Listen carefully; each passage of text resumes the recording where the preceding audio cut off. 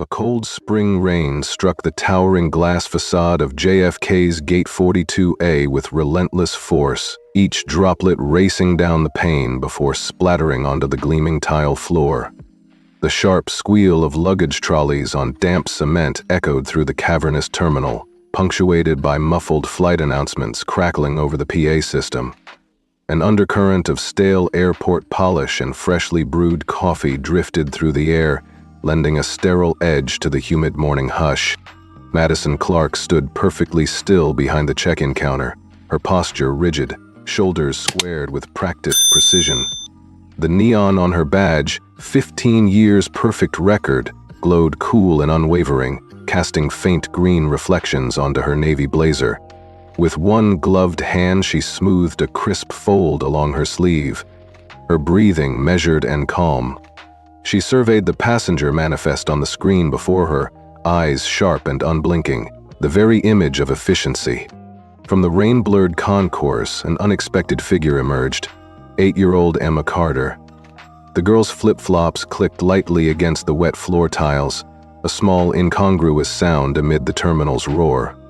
Her sunshine yellow dress, damp at the hem, seemed to glow in contrast to the gray morning light. Though her chin was lifted in determination, the slight tremble in her ankles betrayed her nerves. Madison's gaze snapped up. A flicker of irritation crossed her features as she clicked her tongue against her teeth. In one swift motion, she reached across the counter and plucked Emma's slim, young ambassador badge from the girl's chest, holding it aloft like evidence. The murmur of travelers beside her hushed instantly, as if the terminal itself were bracing for conflict. Emma swallowed, lips parting to speak, but Madison was already cutting her off. With a curt flick of her wrist, she extended the badge toward a nearby tray and straightened in her position of authority. The rope barrier that marked the first-class line hung limply behind Emma, its velvet sheen unreadable. No one dared approach. Then Madison leaned forward, her voice clipped and unforgiving. "No boarding pass, kid. Out." Her words landed with brutal clarity. Emma's heel struck a puddle at the counter's edge, sending water splashing in shimmering arcs that caught the terminal lights. The girl stumbled backward, her dress flaring as she pitched onto her backside. A sharp crack sounded as she hit the wet floor, and the entire terminal froze. For a moment, only the rain's drumming was heard. Then came the sharp intake of breath from stunned passengers, eyes flying wide. A businessman in a pinstripe suit let his briefcase slip from his grasp. A mother clutched her child tighter, gaze fixed on the fallen girl. The trolley squealed to a halt, its metal wheels quivering in place. Christopher Johnson, the veteran gate supervisor, turned ashen, the color draining from his face. His hands hovered mid-gesture, destined for assistance that he dared not offer. Across the lane, Marcus Reed, a younger attendant, fumbled for his phone, thumb hovering over the record button as a flush of resolve hardened his expression. In the sudden hush, Madison leaned even closer to Emma, her whisper sharp as icicles.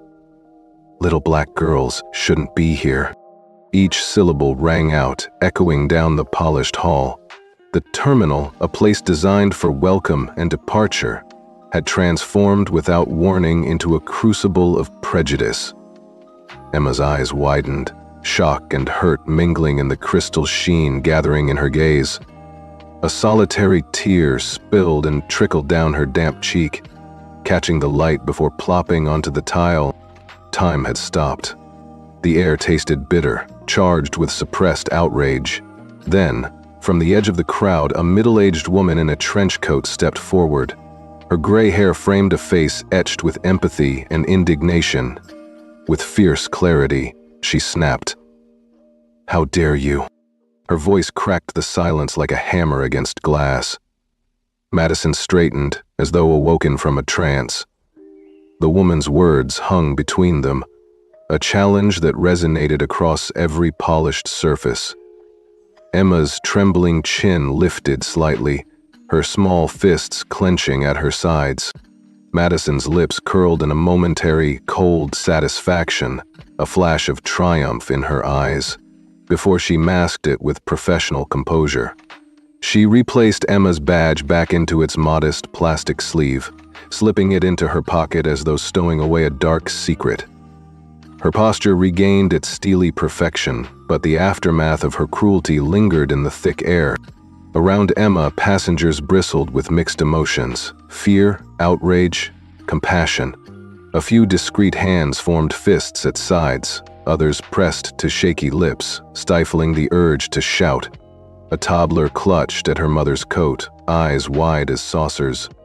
The hush deepened, a collective pause before the storm of reaction. Emma's throat constricted, making any protest impossible. Her lower lip quivered. Another tear welled, escaping unbidden. She pressed a trembling hand to her chest as if to hold her hurt close, and the sight struck at the hearts of onlookers. Madison traced a deliberate arc back to her computer, flipping through the manifest with a single practiced swipe. Her breathing remained calm, betraying no hint of remorse. Her cold posture contrasted sharply with Emma's vulnerability. Behind Madison, the silent banner proclaiming Continental Airlines fluttered whenever a gust swept through the terminal doors. The silver Gate 42A sign shook imperceptibly, as though quaking in disapproval. The neon strips overhead glowed white and unblinking, casting a clinical light that rendered the entire scene in unforgiving clarity. In the chill of that moment, Gate 42A ceased to be a mere boarding point. It had become the stage for a reckoning that neither Madison nor Emma nor the gathered passengers would forget. The rain continued its relentless percussion, as though underscoring the gravity of what had unfolded. And at the heart of it all, a little girl sat on the cold tile, tears pooling around her knees, a silent testament to the cruelty of assumptions made without a moment's thought. Madison Clark glanced at her reflection in the glass doors behind the ticket kiosk, badge gleaming, posture immaculate. Yet something in her gaze had shifted. Unseen by her, a photographer's lens clicked once, capturing the raw intersection of power and prejudice. Emma's tear-streaked face, the woman's upraised arm, Madison's rigid stance, each element frozen in time. As the terminal hummed back to life, trolleys squeaking, announcements crackling, travelers hesitating then pressing on, Madison straightened her blazer and returned to her screen. The moment had passed, but its consequences had only just begun to unfold. Gate 42A would never be the same again. The next flight might board on time, but the journey Madison Clark and Emma Carter were about to take would transcend any departure schedule. Madison Clark burst through the narrow door of the break room, her heart hammering against her ribs like a frantic drum. The stale scent of yesterday's coffee clung to the air, mingling with the faint tang of disinfectant and the soft, rhythmic clack of a ceiling fan struggling to circulate the humid morning air. A single round table occupied the center of the cramped space. Scattered across it lay tattered newspapers, dog-eared and faded, their headlines speaking of global unrest and local sports scores, all seeming trivial compared to the storm brewing in Madison's mind. She leaned against the chipped Formica countertop, her breath coming in ragged gasps. The fluorescent bulb above flickered once, then stuttered back to life, casting a harsh, unforgiving glow that highlighted the sweat beading on her forehead. With trembling fingers, Madison fumbled for her phone in her breast pocket. It buzzed insistently, its screen illuminating her pale face. She unlocked it and stared at the text from Jonathan Morales, Continental's Vice President of Diversity, reading the words as though they were carved in ice. Emma Carter, our first young ambassador, was rejected at 42A, urgent. Her vision swam as the weight of those words pressed down on her. Madison's knees gave way and she sank onto the nearest folding chair, her uniform jacket creaking in protest. The message was a lightning bolt straight to her chest. She had failed to recognize Emma, the face of the airline's commitment to inclusion.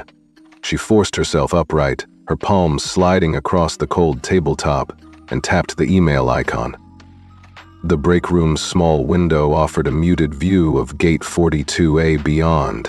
Rain still pelted the glass in steady sheets, water dripping in rivulets that mirrored the turmoil in her mind. Madison's eyes widened as she clicked open the young ambassador launch email she'd ignored hours earlier. There, in high-resolution color, was Emma Carter's proud face, framed by a heartfelt letter from Jonathan introducing her as the program's inaugural youth figurehead, detailed instructions on how every agent was to welcome Emma, notes on her personal background, and guidelines emphasizing courtesy and respect all filled her screen. All of it had sat unnoticed in her inbox while she carried on with her unflinching adherence to protocol. Her chest tightened. She thought of Emma's glossy badge, the warm seal of the program glinting beneath her yellow dress, and she realized how utterly she had overlooked the badge's meaning. Every second she hesitated, her mind reeled through the headlines she'd read, the corporate memos she'd skimmed, and the dismissive shrug she'd given. She had been blind to the human story, the very soul of the initiative she represented. A sudden crash of thunder outside sounded like a verdict. Madison's heartbeat echoed in her ears. She pressed her forehead to her palm, willing herself to calm down, but the storm within her only roiled more fiercely. She blinked back tears, feeling as though she were suffocating under the sheer weight of her own negligence. Before she could gather her thoughts into coherent action, the break room door flew open again. Robert Carter strode in first, his umbrella dripping rivulets onto the broken linoleum floor. His wide shoulders seemed consumed by rain-soaked fabric, but his posture was rigid, unyielding as steel. Behind him, Laura Carter followed, her eyes blazing with a mixture of fear for her daughter and righteous fury. Her coat, waterlogged and heavy, struck the cupboards with each step, leaving puddles at the base of the cabinets. Laura's voice cut through the humid air like a whip. "What did you do to our daughter?" she demanded, slapping Emma's young ambassador badge onto the table. The plastic casing clattered against the formica, rattling papers and sending a coffee mug teetering to the edge before crashing to the floor and shattering in a spray of hot liquid and ceramic shards. Madison recoiled, eyes wide. She stared helplessly at the badge, its official gloss now dwarfed by the chaos it embodied. The flotsam of spills and shards glistened under the fluorescent glow, mirroring the fragments of her professional pride lying scattered across the break room's floor. Robert's face was a mask of controlled anger. He stood silent, his jaw clenched so tight that the vein in his temple pulsed ferociously. Neither he nor Laura gave Madison a chance to respond before they advanced, the thud of their boots muffled by the works of documentary and dread that seemed to swell in the room. Madison's voice caught in her throat. She swallowed hard against the lump of dread. I never meant," she began, only to have her words choke into a strangled whisper. Laura snapped her gaze toward Madison, eyes aflame. "Never meant to? You shoved her to the floor. You called her a disgrace. You threw away her dignity as if it were nothing." She pointed at the badge, her hand shaking. "She embodies our hopes for a better future in this airline. What happened to that?" The intensity of Laura's accusation reverberated in the small room. Madison felt blood pound in her ears. She tried to steady her breathing, but the buzz of the overloaded fluorescent bulbs and the faint drip of water from Robert's umbrella combined into a cacophony of accusation. As Madison fumbled for an apology, the narrow hallway door swung open once more. Christopher Johnson, the gate supervisor, filled the doorway. His usually composed face was drawn tight with concern. He surveyed the scene, the broken cup, the badge on the table, the rain pooling at Robert's feet, and tread carefully into the melee. "Laura, Robert, please," Christopher said in a calm yet firm voice. He edged between them and Madison, placing himself as a buffer. His presence temporarily broke the fever of confrontation, forcing a pause in the exchange. Laura's eyes flickered to Christopher, her voice lowering to a shaky hiss. "He must answer for what she did." Christopher's jaw tightened. He looked to Madison, whose cheeks were flushed with embarrassment and shame. The heat of judgment bore into her, a fiery reminder, of how drastically she had miscalculated. Madison raised her head, voice trembling as she spoke. She coughed, fighting for composure. I'm so sorry. I can't undo what happened, but I want to make it right. Her apology, delivered in a thin, broken voice, hung in the air like a fragile offering. Madison's heart pounded, every beat a plea for forgiveness. She could feel Robert and Laura's steely gazes drilling into her, searching for sincerity and finding only the raw, unfiltered wreckage of her remorse. Before either Carter parent could respond, the room's tension snapped anew. The door behind Christopher burst open, and Jonathan Morales strode in, flanked by Marcus Reed, phone held aloft and filming, and Natalie Brooks, camera poised to capture every moment. Jonathan's gaze swept the room, taking in the dripping badge, the scattered papers, the broken coffee mug, and the actors of this unfolding drama. He cleared his throat, his voice low and controlled, but heavy with authority. Madison Clark, he began, cutting through the aftermath of Laura's tremulous anger. I've been informed of an incident at Gate 42 involving our young ambassador. He paused, letting the words sink in. Emma Carter represents the face of this initiative. She was to be treated with the utmost respect. Instead, she was humiliated. A collective hush fell, as if Jonathan's words had unlocked a deeper current of corporate expectation. The cameras clicked and whirred. Marcus's red recording light blinked insistently, a spotlit reminder that this moment would not vanish into obscurity. Natalie's lens captured every flicker of emotion on Madison's face. The quake of her lower lip, the sheen of moisture on her lashes, the flush in her cheeks. Madison's heart raced so violently she feared it would leap from her chest.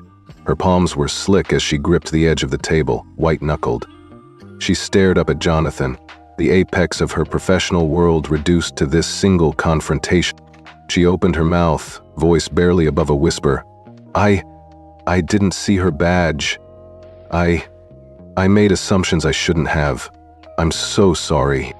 Robert and Laura stood rigid, arms folded, absorbing her words. Robert's eyes softened ever so slightly as he considered Madison's broken sincerity. Laura's expression remained a wall of protective fierceness. Christopher's posture relaxed fractionally, his faith in Madison's character sparking warily amid his duty to uphold company values. Jonathan's gaze hardened and his next words landed like bricks. An apology is only the beginning, he said, glancing at Marcus and Natalie before focusing back on Madison. We'll need a full statement. You'll be suspended pending review and you will attend mandatory diversity and inclusion training. Do you understand? Madison's throat felt parched. She nodded, her voice caught in the storm of her regrets. Yes, sir, I understand. Jonathan gave a curt nod, signaling Marcus to end the recording. The young attendant lowered his phone, the red light clicking off, but the memory of that glow lingered in Madison's vision. Natalie lowered her camera with a quiet snap, as if sealing the moment in her portfolio of lessons learned. The Carters exchanged a brief look of gratitude, mixed with lingering sorrow, then turned and exited the break room in perfect unison. Each step they took across the threshold left Madison with a new emptiness, a fresh space where trust had once been. Christopher reached out and placed a steady hand on Madison's shoulder. We'll get through this, he murmured, voice soft but firm. Just honesty and hard work from here on out. Madison managed a small nod, the room spinning slightly as she processed the cascade of consequences. The fluorescent light above flickered for a moment, then steadied, as though echoing the tenuous flicker of hope in her heart. As the door closed behind the Carter family, the break room fell into an awkward stillness. Papers drifted to the floor, coffee dried on the counter, and the fan clattered overhead. Madison sank onto the folding chair, head resting against the cool wall, her uniform now feeling every ounce heavier with the burden of what she'd lost and what she still had to earn back. Outside, the rain rattled on the window pane, relentless and unyielding, but within that cramped room, a quieter storm had reached its monstrous peak and, Madison hoped, was beginning to break. The road ahead would be long, but she no longer ran from it. In the echo of her apology, she found the first fragile stirrings of a promise to do better, to truly see, and to finally honor the dignity of every person she was entrusted to serve. The makeshift podium loomed at the center of the sprawling concourse, a graceful divergence from the sea of carry-on bags and scattered coffee cups that marked the usual flow of Gate 42. A Jonathan Morales emerged from the fringe of uniformed staff, his tailored suit sharply contrasting with the casual attire of weary travelers. He mounted the podium with deliberate calm, every inch of his posture radiating the authority vested in Continental's Vice President of Diversity. Above him, the PA system fell silent, the crackle of overhead announcements ceasing abruptly, as if the airport itself had pressed pause. In the instant that followed, only hushed whispers rippled through the gathered, agents and passengers, an undercurrent of anticipation thick enough to taste. Behind Jonathan, Natalie Brooks knelt beside her laptop, her fingers dancing over the keyboard with practiced precision. She summoned the images meant to frame Continental's new era of inclusivity. The wide grin of Emma Carter as she received her Young Ambassador badge under bright stage lights. One by one, the photos bloomed on the screen, filling the vast frame with warm hues and youthful enthusiasm. In each shot, Emma's eyes twinkled with the promise of change, her small hand gripping the badge as if it were a torch, lighting the way. Jonathan tapped the microphone, eliciting a piercing feedback squeal before the volume settled to a steady hum. He waited a single heartbeat, scanning the faces before him. Gate agents stiff in their uniforms, passengers paused in mid-step, a toddler tugging at her mother's coat. Then, with a voice that carried clear and commanding, he spoke. Our ambassador was left humiliated. The words crashed into the silence, an unignorable verdict. This is unacceptable. His tone brooked no argument. A ripple of surprise and discomfort coursed through the crowd. Some agents glanced at one another, eyebrows raised. A cluster of travelers shifted uneasily, the gravity of the moment seizing them more effectively than any thunderclap. In that charged space, Jonathan stood as both judge and steward, declaring that the boundary between respectful service and reckless disregard had been irrevocably crossed. Madison Clark felt the world tilt beneath her feet. She had returned to the gate after her suspension, the first smile of dawn still hiding behind the terminal's thick glass. The official statement had aired on airport monitors. Madison Clark, gate agent with 15 years of unblemished service, was to address the incident publicly. Now, as Jonathan spoke, her resolve wavered. Her palms grew slick. Her uniform felt heavier than ever, yet she knew she couldn't turn away. Summoning every ounce of courage, Madison approached the podium in shaky steps, the soles of her sensible shoes clicking on the cold concrete floor. With each footfall, her heart pounded louder, as if threatening to burst free from her chest. When she finally reached the microphone, she stopped, head bowed, breath ragged. The name tag on her blazer swung gently, catching the harsh fluorescent light. A bead of sweat slid down her temple. She raised her head, forcing her gaze to meet the throng before her. Her voice trembled, but she spoke clearly. I'm sorry. 3 words, as brittle as glass, yet resonant as a chisel striking stone. A hush deeper than before enveloped the terminal. Agents and passengers alike turned to witness her confession, their collective breath held in rapt silence. Madison's shoulders shuddered as she fought back tears, the sorrow in her eyes laid bare for all to see. Before the silence could stretch too long, a junior agent named Tyler, wings still gleaming with recent promotion, stepped forward from the crowd. His posture was rigid, lip curled in disdain. She had to know, he barked, voice dripping contempt. The guidelines are crystal clear. Tyler's words skidded across the floor like a dropped stone, igniting a ripple of murmurs among the agents. Madison's head snapped toward him, tears glistening on her lashes. Her voice cracked as she pleaded, I didn't see her. The admission tore through the terminal's tension, revealing the raw vulnerability beneath her former authority. At that moment, she was neither perfect record nor stern gate agent. She was simply a woman who had failed to see a child's face. For a single, weighty heartbeat, the terminal held still. No trolley squeals, no drip of distant plumbing, no hum of fluorescent tubes. Then a soft voice emerged from the back of the crowd, carrying with it the authority of years in the skies. Marisol Hayes, a senior flight attendant whose uniform stripes spoke of 2 decades of service, leaned forward. "This is more than a mistake," she said quietly, her words rippling through the silence like a soothing wave. "It's a reminder that we must always see the person behind the badge."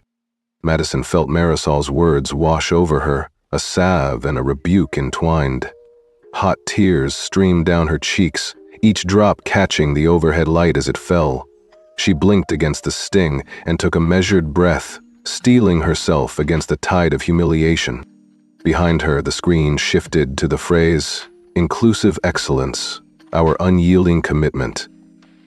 The text faded into a visual montage of diverse faces. Smiling grandparents, children clutching teddy bears, service members in uniform, each a testament to the humanity at the heart of every flight. An undercurrent of understanding rippled through the crowd. Policies and protocols mattered, but only when they honored human dignity. Madison straightened as best she could, each movement an act of defiance against her shame. Her voice, when it came, was steadier now. "I failed Emma Carter by following rules without empathy." She paused, collecting her thoughts as the terminal watched. "But I will carry this lesson forward, every single day." A few travelers nodded, some agents offered small encouraging smiles. Tyler, who had moments before sneered, shifted uncomfortably, the edge of his judgment blunted by Madison's sincere resolve. Christopher Johnson, observing from the fringe, offered a supportive nod. Even Jonathan Morales allowed the faintest hint of approval to touch his stern features. The screen behind them transitioned again, listing Continental's immediate actions. Formal statements, mandatory bias training, direct apologies to Emma Carter and her family, and the creation of a scholarship fund in Emma's name. Each bullet point was met with a subdued murmur of approval. The stark text glowed in the terminal's neon light, promising tangible change rather than empty rhetoric. As the final slide faded, the terminal exhaled collectively. A soft applause broke the tension, respectful, heartfelt, a gesture of faith that action would follow words. Travelers resumed their journeys and agents drifted back to their posts, renewed by the promise that a single moment of accountability could ripple outward. Madison remained at the podium a moment longer, absorbing the transformed atmosphere. The concrete floor beneath her trembled slightly as a distant jet roared overhead, a reminder that beyond these walls, dozens of planes awaited departure. The terminal's bustle began to rise once more. Trolleys squealed into motion, departure announcements crackled back to life, and the steady flow of passengers resumed. When Madison finally stepped away, her stride was surer, her head held a fraction higher. The reproach she had faced was raw, but the solidarity she found in her colleagues' acknowledgement had forged a new path. Gate 42A would never again be just a waypoint. It was now the first step in a transformed journey, one that championed empathy as fiercely as it did punctuality. And as Madison passed through the shifting crowds, she felt the first flicker of hope in her chest, that perhaps, through earnest apology and steadfast action, a fractured trust could be rebuilt, one act of compassion at a time. Madison Clark's palm was slick with sweat when she pressed the button for the 10th floor in the Continental Airlines headquarters elevator.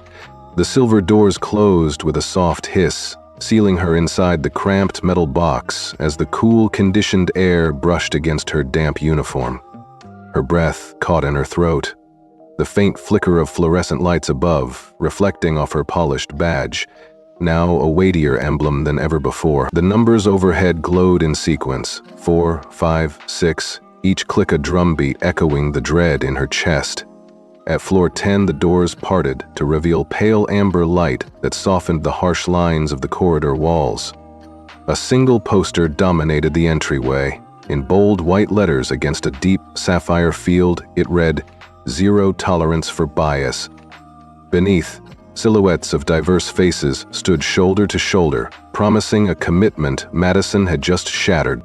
She stepped out into the inclusion lab, the scent of lavender-scented sanitizer mingling with the faint undertones of chalkboard eraser dust. Folding chairs ringed a central area arranged with clinical precision. At the head of the room stood a sleek podium and a wide-screen monitor, its black surface reflecting the anxious faces of those already seated. Madison wove her way down the rows of chairs, her uniform jacket brushing the back of each seat as she passed. The facilitator, Cynthia, greeted her with a nod, then returned to guiding the first icebreaker, attendees sharing their initial reactions to a video about microaggressions. A hush fell as colleagues took turns recounting experiences of subtle exclusion in the workplace.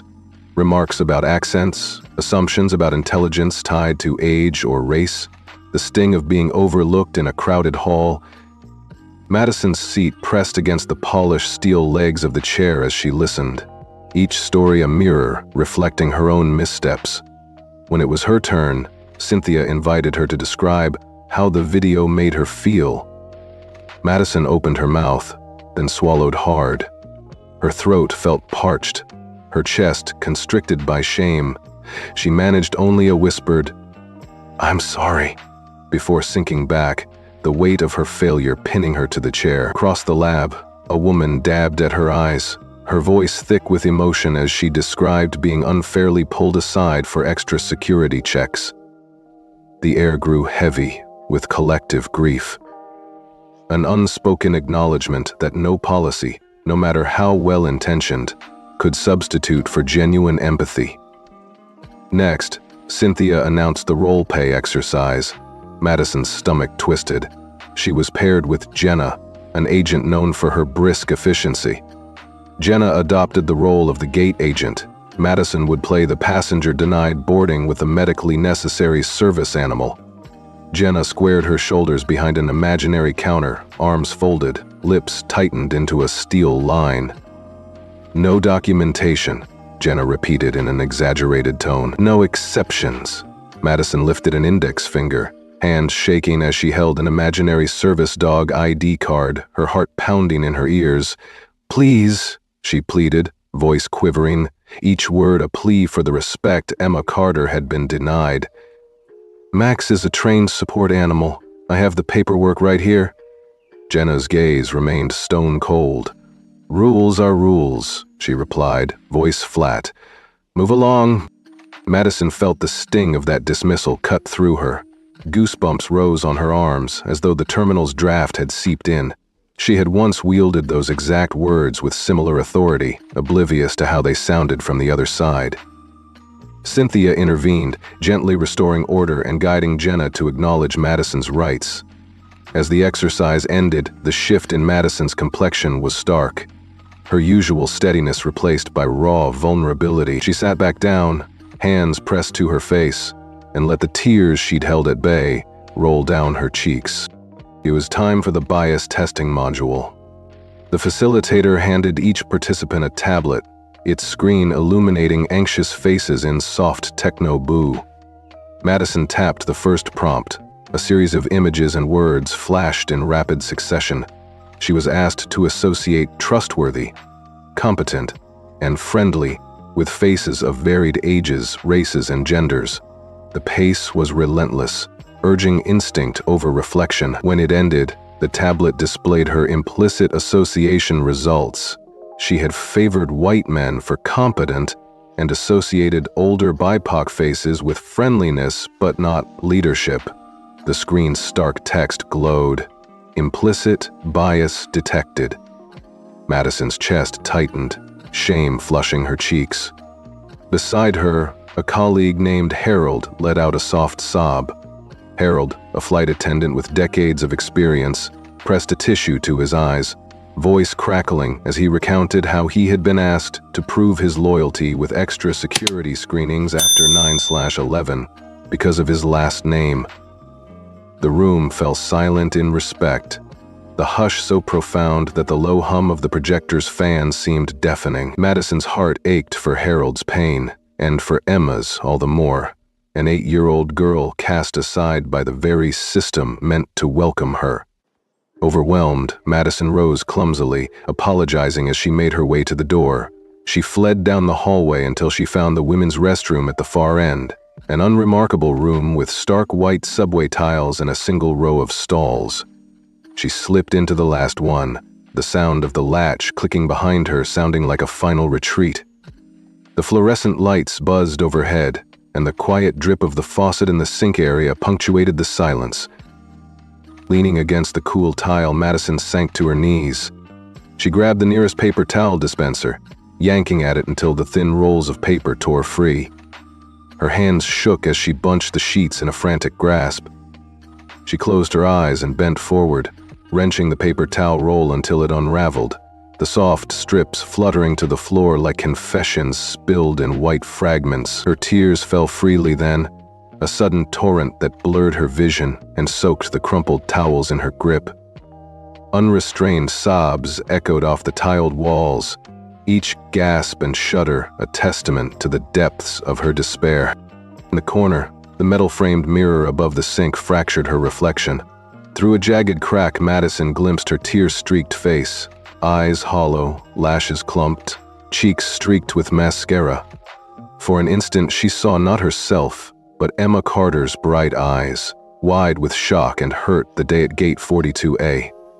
In that shard of reflection, the child stood beside her, two faces superimposed by her guilt. The vision struck her heart like a bolt of lightning, forging her breakdown into something more than grief, a crucible that could reshape her understanding. Her body shook as she rubbed water over her face, choking back the final sobs. The stall's silence wrapped around her like a cocoon, and she stared at the cracked glass until the tunnel vision faded. When Madison lifted her head, the tight knot of panic loosened just enough for clarity to seep in. She straightened slowly, crumpled towels in hand, and took a steadying breath. The broken mirror reflected a woman stripped of pretense, faced with the raw consequences of her action. Madison let the door swing open, leaving the small mess as a testament to her lowest point. In the corridor's dim glow, she paused to steady herself, fingers brushing the smooth metal of the stall handle. The distant drone of terminal announcements beckoned her back to the world beyond this crucible. Her uniform, once a symbol of competence, now felt like a mantle she needed to earn anew. She walked at first with hesitant steps, then with purpose born of conviction. Each stride carried her away from the stall and toward the inclusion lab, where her colleagues waited to resume the workshop. Madison knew the path forward would demand honesty, humility, and a renewed commitment to the values she had betrayed.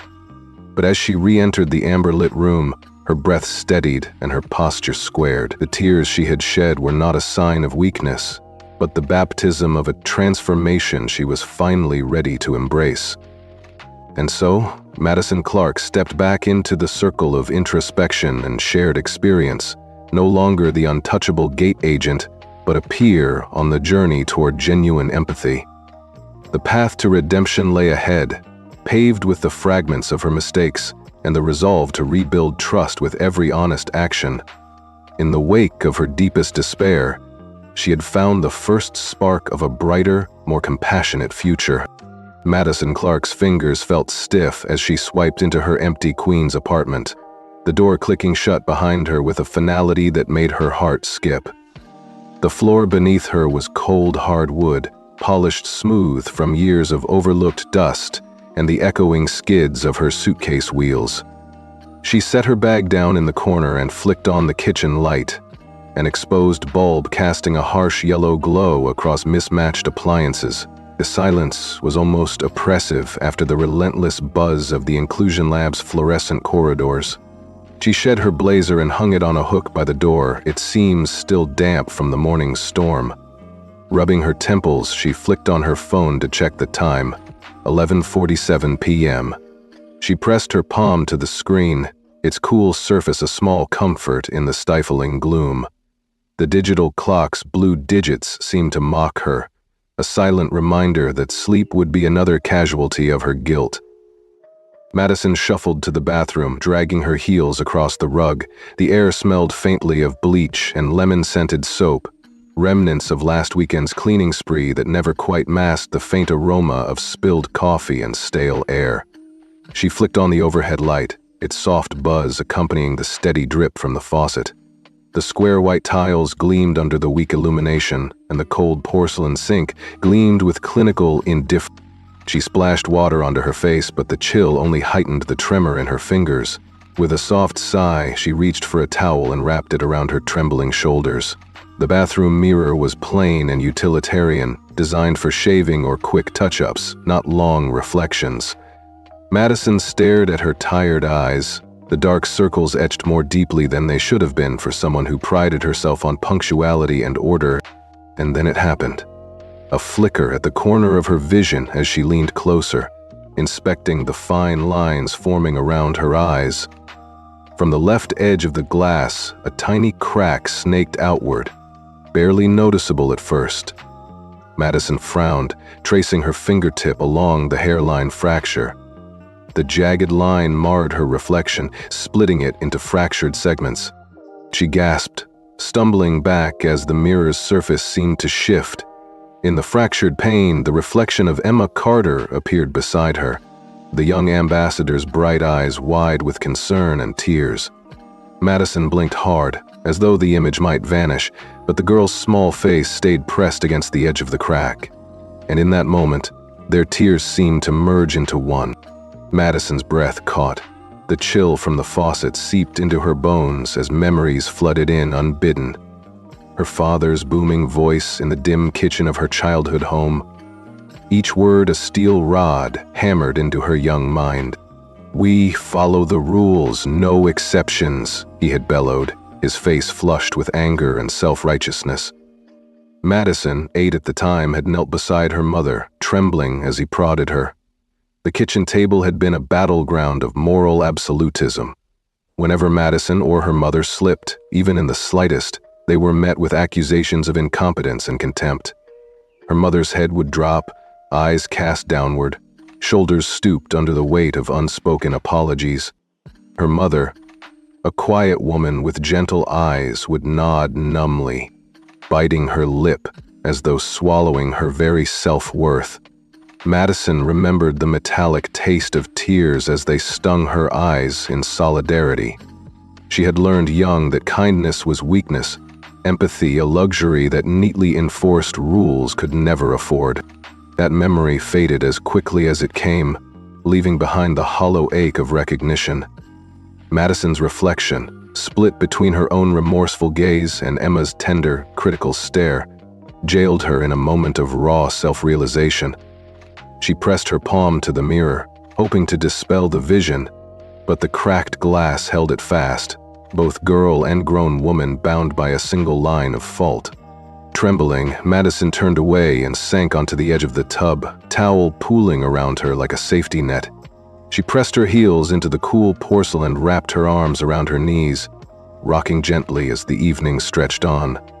Outside, the distant hum of traffic flowed through the half-open window, punctuated by the occasional blare of a taxi horn. Inside, the steady drip of water from the faucet sounded like the ticking of a clock, each drop marking another second stolen while she wrestled with her conscience. She closed her eyes, willing sleep to come, but her mind refused to obey. Images swirled in her head, Emma's tear-streaked face at the gate, Laura Carter's fierce glare, Jonathan's steely disappointment. She saw the workshop room, the expectant faces, the crack of the projector, the hush that fell when she confessed her apology, the sting of Jenna's dismissive tone during the role-play, Harold's soft sob at the bias test results. Every echo replayed itself in sharp detail, a relentless soundtrack to her remorse. Madison forced herself to stand, dragging her gaze from the tub's curved edge back to the mirror. She stared at her reflection once more, meeting those tired eyes with resignation. Sleep was a stranger tonight. Instead, she wrapped herself in the quiet terror of knowing she had hurt someone she was meant to protect. She retreated to the worn couch in the living room, its fabric patterned in muted shades of blue and gray. Her phone lay on the coffee table, its screen dark and silent now, drained of distraction. Madison curled into a ball, knees against her chest, and stared at the ceiling fan's lazy rotation. The room was dim, bathed in the soft glow of streetlights leaking through half-closed blinds. Minutes bled into hours as she collapsed into sleeplessness. Every tick of the clock on the wall seemed to hammer home her guilt. 12:03, Aim, 12:07, 12:13. She felt each number as a physical weight pressing down on her chest, making every breath a laborious task. Her body ached with exhaustion, but her mind refused to grant relief. At 1:24, Madison rose again, ghost-like, and shuffled to the window. She drew the blinds aside and peered out at the desolate street below, where puddles reflected golden street lamps and empty sidewalks curved into the night. The apartment block across the way was dark save for a solitary window, its pale curtains stirring in the breeze. Madison imagined the family inside, safe in their warmth, oblivious to the turmoil that gripped her. She turned back, walking barefoot across the hardwood with a hollow thud. In the kitchen, she opened the refrigerator and stared at half-empty milk cartons and a lone carton of orange juice. Hunger flickered low in her belly, but she could not muster the energy for breakfast. Instead, she grabbed a bottle of water and returned to the couch. She sipped slowly, each swallow marking another moment of solitude and reflection. Hours passed, or so it seemed. Madison's eyes fluttered closed, only to snap open moments later. The couch's springs creaked under her restless shifting. She pressed her forehead to the cool surface of the coffee table, fingertips brushing the edge of an old photograph that sat beneath a stack of unopened mail. A snapshot of her parents' 25th anniversary, smiles bright but eyes weary. How many times had she sat this way as a child, longing for her mother's quiet approval, seeking to escape her father's harsh standards? The memories wrapped around her like a shroud, tightening with every inhale. Sleep finally came in the gray hours before dawn, but it was the shallow, fitful kind that leaves more fatigue than rest. Madison drifted between dreams of Emma's small, accusatory eyes and the stern holler of her father's voice. Daylight seeped through the curtains, a pale promise of a new morning, but her heart felt leaden. When she awoke, the digital clock read 4:50 a.m., less than an hour before she would have to leave for the inclusion lab again. Madison's muscles protested as she sat up, shoulders stiff as if braced against reality's full weight. She closed her eyes for a moment, drawing in a tremulous breath. The tears she had shed the night before were the remnants of a reckoning that refused to quiet. But in that silent pre-dawn hour, Madison Clark made a decision. She rose from the couch, leaving the photograph face down, and in the bathroom she splashed water on her face once more. This time, as she stared at her reflection, the faint crack still slicing across the glass, she saw something new. Determination amid the exhaustion, a glimmer of resolve where there had only been tears. The poster beyond the bathroom door, "Zero tolerance for bias," waited for her return. The lab's corridors still held the echo of her breakdown, the rancor of her shame, and the fragile warmth of seminars yet to come. Madison dried her face with a steadying hand, smoothed her uniform as best she could, and stepped out into the unfolding morning. The road ahead would be relentless, each mile marked by workshops, policy revisions, and face-to-face apologies. But for the first time since Gate 42A, Madison felt a flicker of hope, that within the wreckage of her mistakes lay the building blocks of genuine change. As dawn tiptoed over the city skyline, she carried with her the memories of her father's rigidity, her mother's quiet endurance, and most poignantly, the tear-streaked face of Emma Carter. Two reflections, once shattered by prejudice and denial, now guided her toward a journey of redemption, one defined not by perfect records, but by imperfect, unwavering empathy. Madison's hand shook as she pushed through the doors of the inclusion lab. The familiar slogan, Youth Ambassador Rehearsal, emblazoned on a whiteboard in bright marker. The soft glow of amber-toned lamps lent the room a gentle warmth, a stark counterpoint to the cold, fluorescent corridors she had inhabited during her suspension. Her heart pounded in her chest like a tea kettle boiling, and she placed her hand flat over it, willing herself to calm down before signing in. The clipboard on a small side table carried a neat list of volunteer helpers. She found her name scrawled in deliberate handwriting next to several others. With a deep breath, Madison scrawled her signature beneath it. A flutter of anticipation tinged with fear pulsed through her veins. This was her chance to make amends, to help Emma Carter reclaim the confidence Madame Clark had once shattered. The lab's auditorium through the test room process was modest but meticulously arranged. Folding chairs formed gentle arcs around a raised platform, draped in navy fabric, turned into a makeshift stage.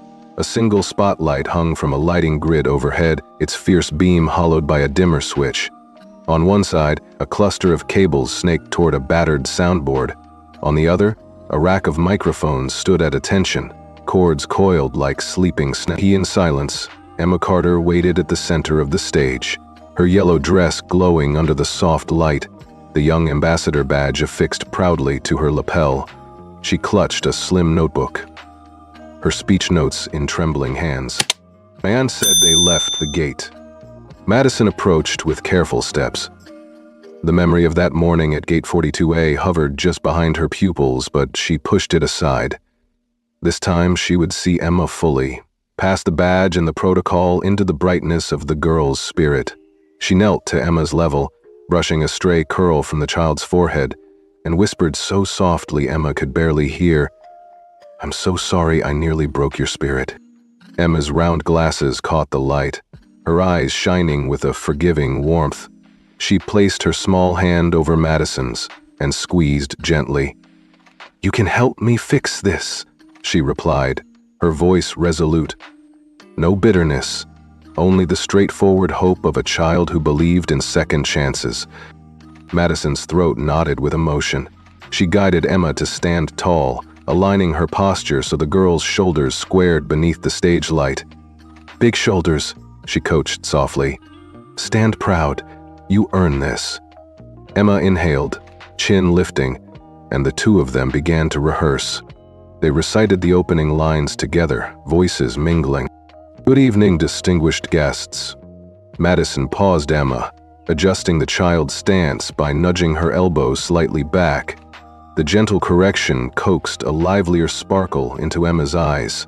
They tried again. "Good evening, distinguished guests, and welcome to the inaugural Young Ambassador Showcase. My name is Emma Carter." Madison clapped once, the sound crisp in the hushed room. "Better," she whispered. Emma gripped her notebook like a lifeline and continued. Madison stepped aside, allowing the spotlight to frame Emma in its circle, and for a moment, the rehearsal space seemed to melt away. They moved through the first two paragraphs of the speech, the part where Emma introduced herself, where she spoke of her hopes for kindness and inclusion.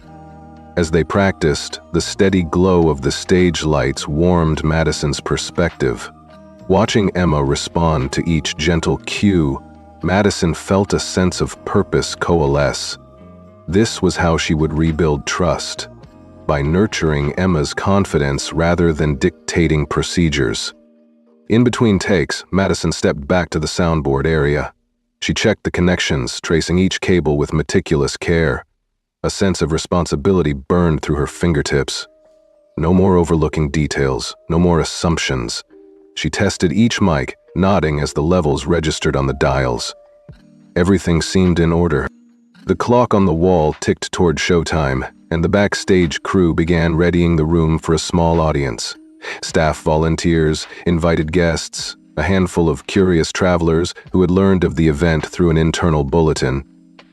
Madison slipped behind a black curtain as Emma took her final rehearsal bow on the platform, the short round of applause echoing off the bare walls. Moments later, the soft hum of applause died away. The room darkened, lowered all but the spotlight over the stage. A gentle piano track began to play, heralding the start of the Youth Ambassador Showcase. Emma's parents sat in the front row, Robert and Laura Carter, smiles bright but eyes glistening with nervous pride. Madison lingered in the wings, heart fluttering like a caged bird. The curtain rose. Emma emerged, her voice strong and clear as she launched into the opening lines. Madison watched from the shadowy side, pride blooming in her chest as the audience leaned in, captivated by the child's poise.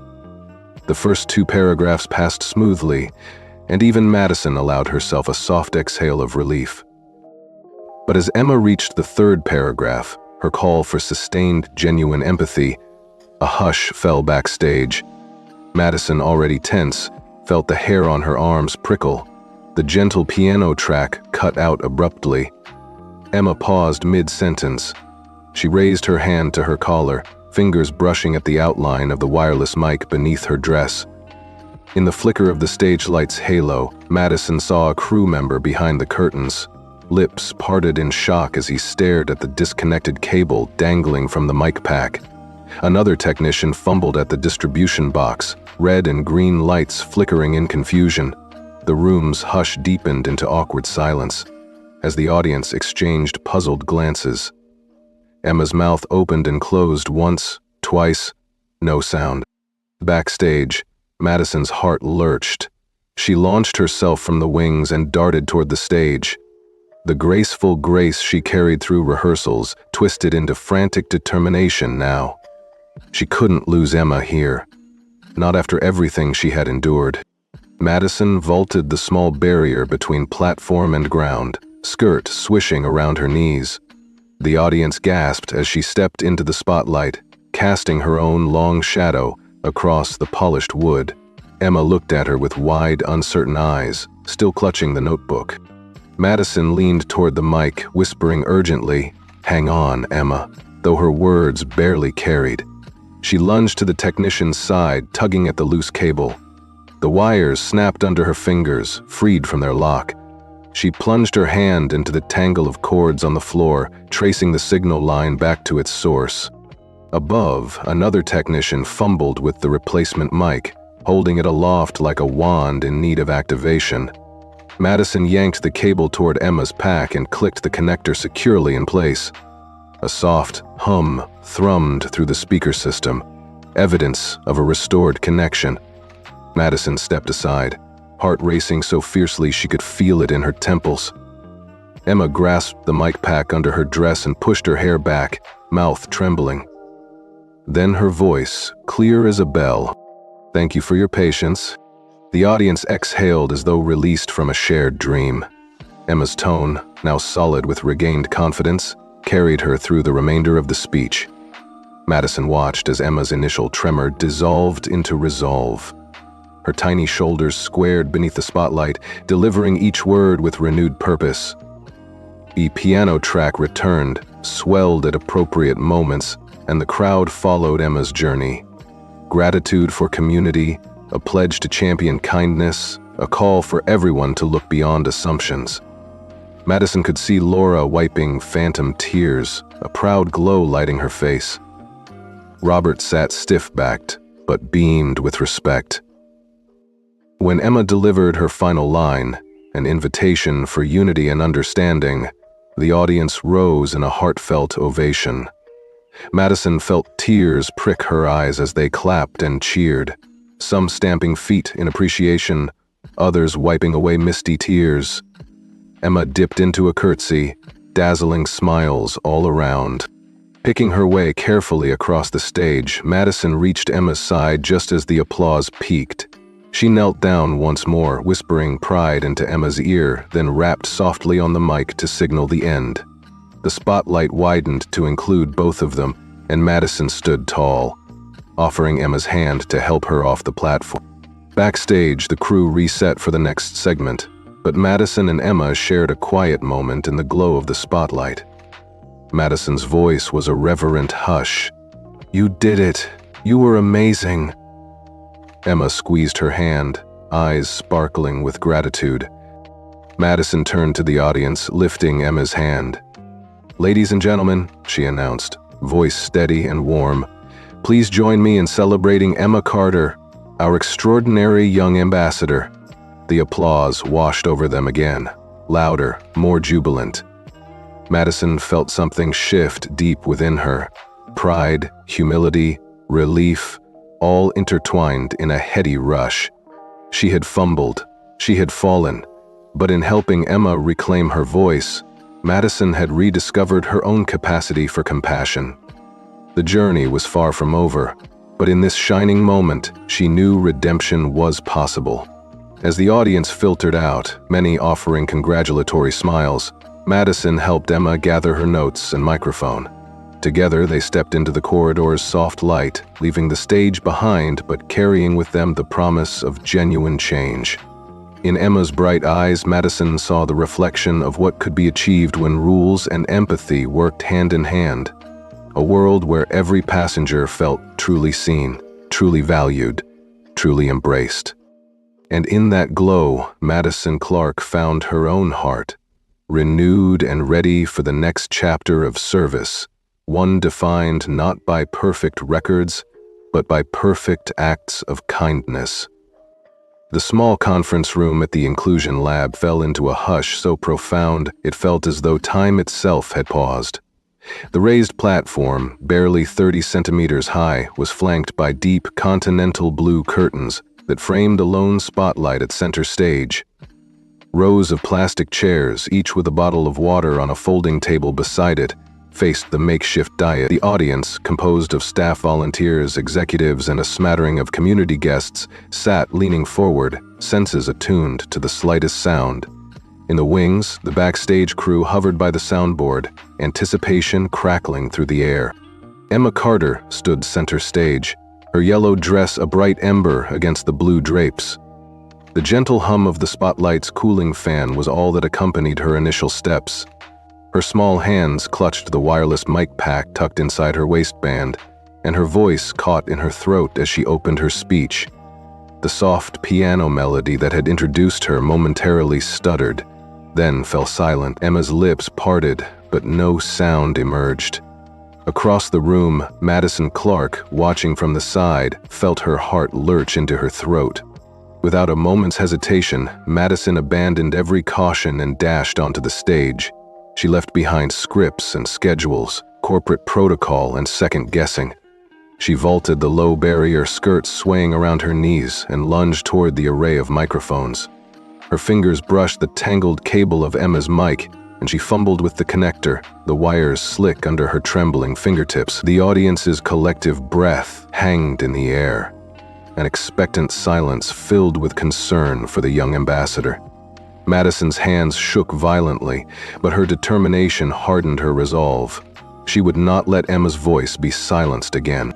A soft thrum ran through the cable as Madison snapped the connector firmly into place. The microphone emitted a short burst of static, then settled into a low hum of readiness.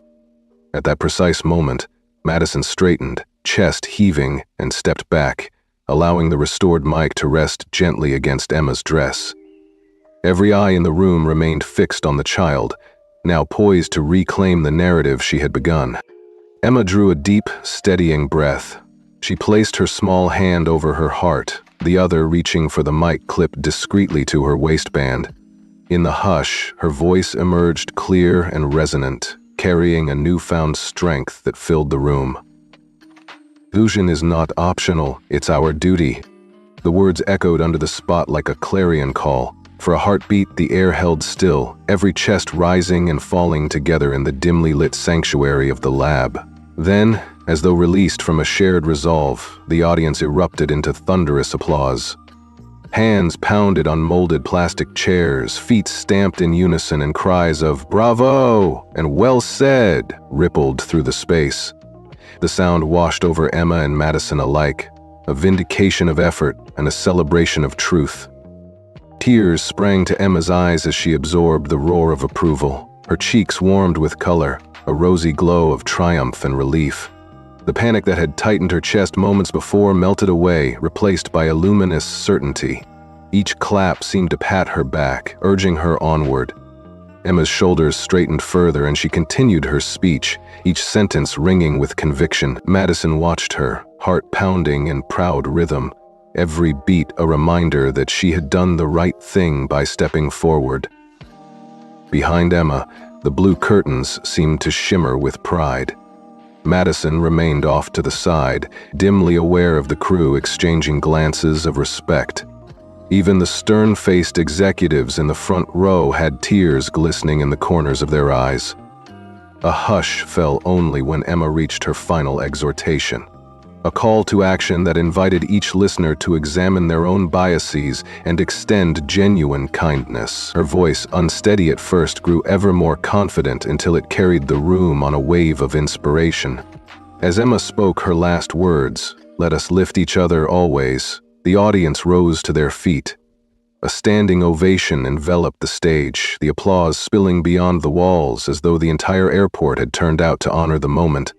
Madison caught sight of tears glimmering on her own cheeks as she joined the clapping, a mixture of pride and tenderness swelling in her chest.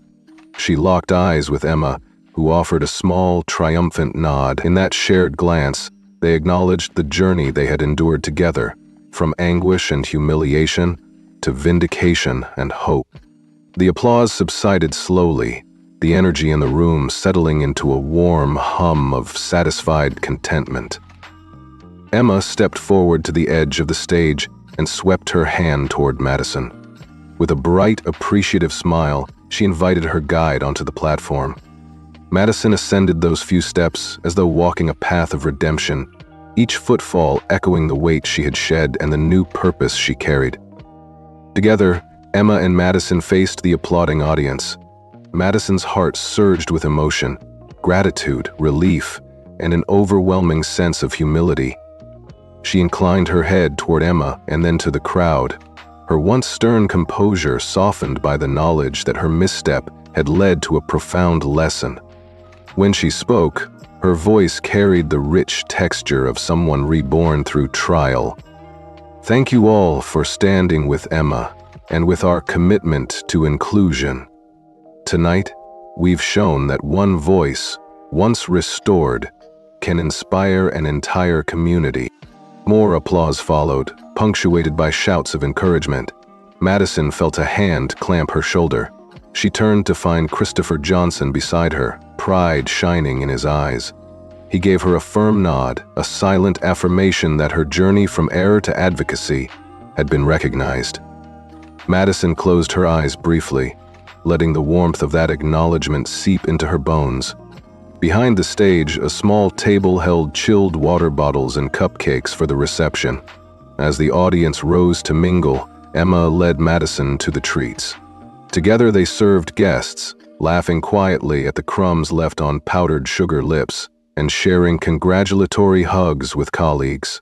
Each handshake, each whispered thank you, felt like a stitch sewing together the tattered fabric of Madison's confidence.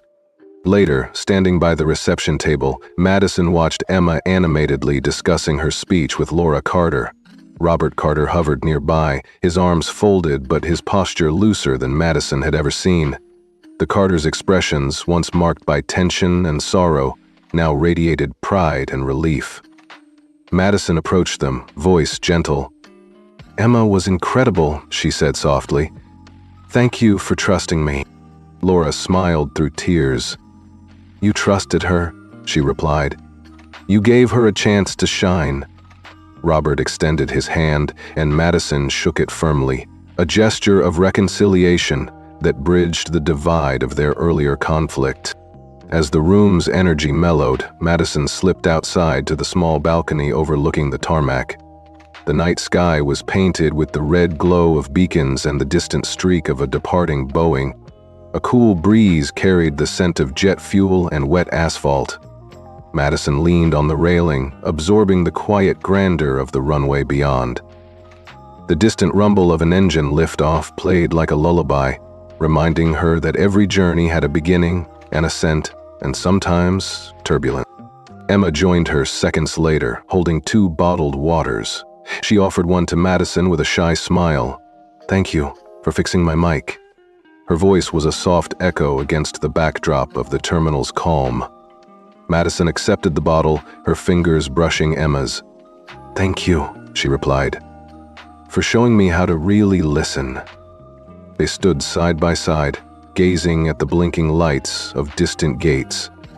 In that moment, all the pain and triumph melded into a quiet understanding that compassion lived not in perfect records, but in the brave act of mending what had been broken. As the night deepened and the final applause faded from the lab behind them, Madison Clark and Emma Carter watched a lone jet climb into the sky, an emblem of newfound hope and the endless ascent of the human spirit. And in the hush that settled over the runway, Madison knew that her true journey had only just begun. The Inclusion Lab had been transformed overnight into a vibrant celebration of unity and progress. Fresh arrangements of sunflowers and daisies adorned every table, their golden petals echoing the rising optimism that now pulsed through the air. Strands of fairy lights hung like constellations behind a banner that boldly proclaimed, "Diversity Gala, celebrating inclusion," in gleaming gold script. Navy tablecloths draped round tables set with gleaming water goblets and tasteful centerpieces lent an air of elegance to the room. The gentle hum of conversation filled the space, a tapestry of voices that included Continental executives in tailored suits, crew members in crisp uniforms, community leaders and reporters gathering notes for the evening news. At the far end of the hall, the stage stood ready under a single, commanding spotlight. A continental blue curtain provided a dramatic backdrop, framing the podium that would soon host the gala's final act. The polished hardwood platform, all of 30 centimeters high, reflected the soft illumination, turning it into a beacon of hope. Folding chairs in precise rows faced the stage, each seat occupied by eyes bright with expectation. Bottles of water and programs lay neatly on a long table at the foot of the stage, a testament to meticulous planning. Madison Clark and Emma Carter arrived together, stepping into the warm glow of the gala as though into a new world. Madison's uniform, now freshly pressed and free of rain stains, felt light against her skin, an outward sign of the transformation she had undergone. Emma's yellow dress sparkled under the gentle uplighting, her young ambassador badge gleaming. They paused at the back, taking in the joyous scene. Madison's heart hammered in her chest, a mixture of pride, nervousness, and serenity coursing through her veins. She could scarcely believe they had come so far from the rain-drenched chaos of Gate 42A. Emma squeezed Madison's hand, fingers trembling with excitement. "I'm ready," she whispered, voice like a bell chime over soft velvet.